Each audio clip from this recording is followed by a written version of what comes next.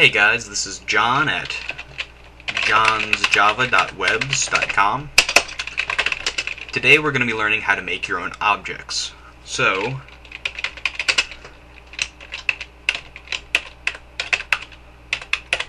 yeah, that's right, we're going to be making a cash register.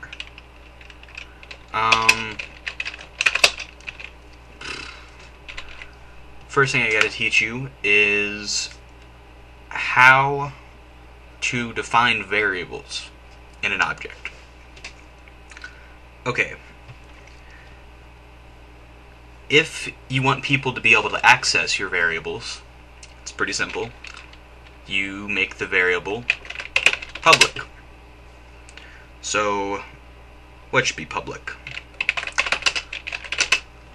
Let's make public the money in the cash register. And just like a variable in any other place, you can assign it a value as soon as you create it.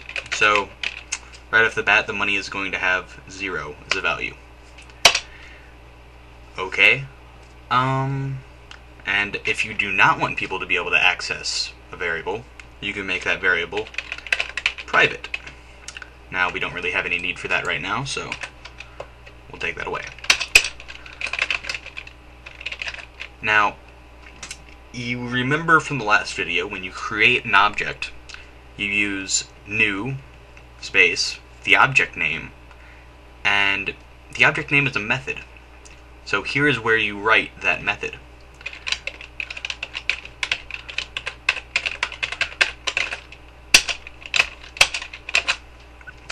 It's pretty simple. This is a method that is run when an object is created. Now, you can have another one of these methods, public. Notice that this is the exact same name as this method, but the parameters are different. So, cash register, and cash register. It's important to have this method be the same name as your object. Exactly the same. M. Well, M is going to be the money that is already in the cash register. So, there we go. You can see what I'm doing here. I'm assigning the value M to money, so that when the object is created, it is the amount of money that is in the cash register.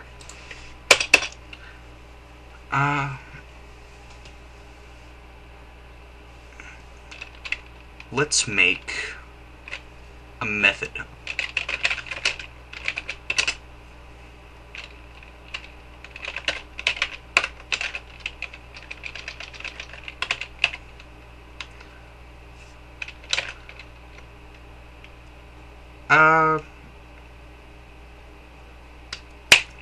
Okay, this method buy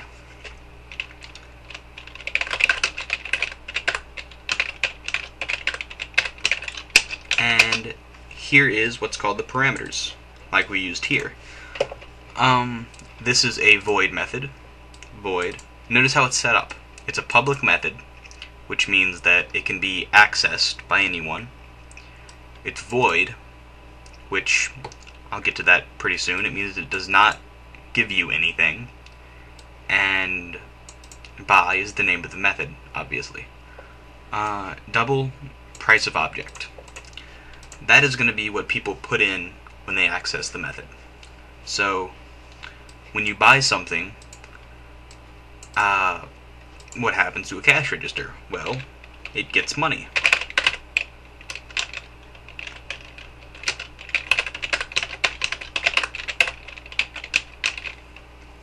There you go.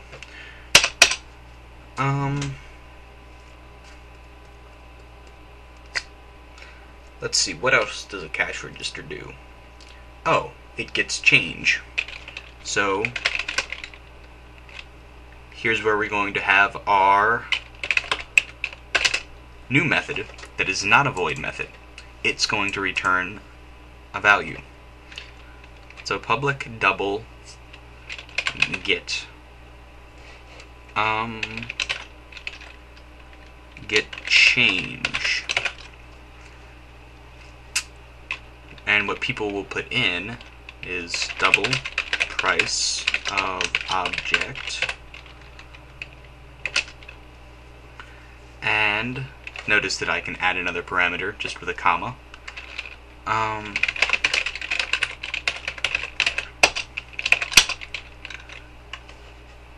Okay, and if you're not current with, I don't know, what everybody else has been doing, this is how you find change. It's money given minus price of object. And here is another standard Java word. It's what you use to give back a value. Return.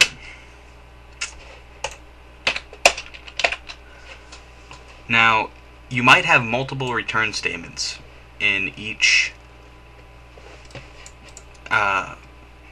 method that you write, but it's important to note that once a return statement is hit by the program, it's gonna stop right when it hits the return statement. So I can't do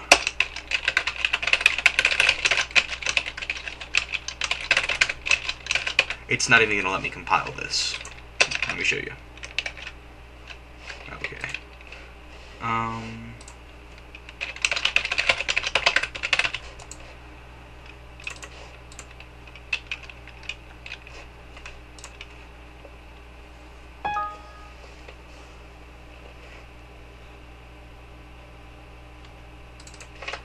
What?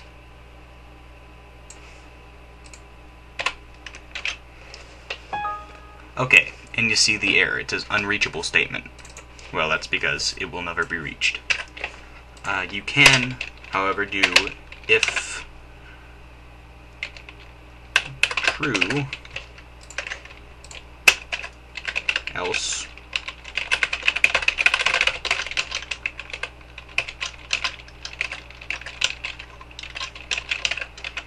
and you see this this statement is never going to be reached,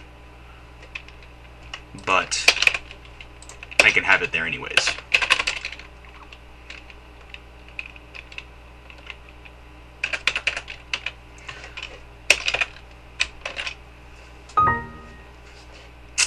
So you can have multiple return statements in a method that is not void. In fact, you can also have a return statement in a method that is void. You just can't return anything.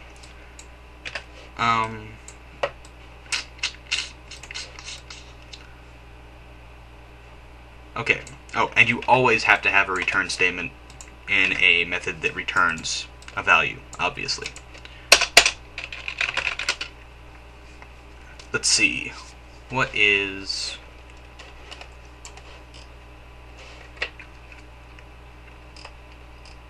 another thing that a cache register does?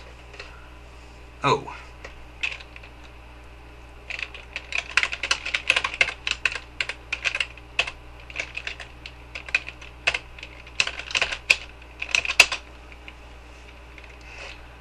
So, printing a receipt.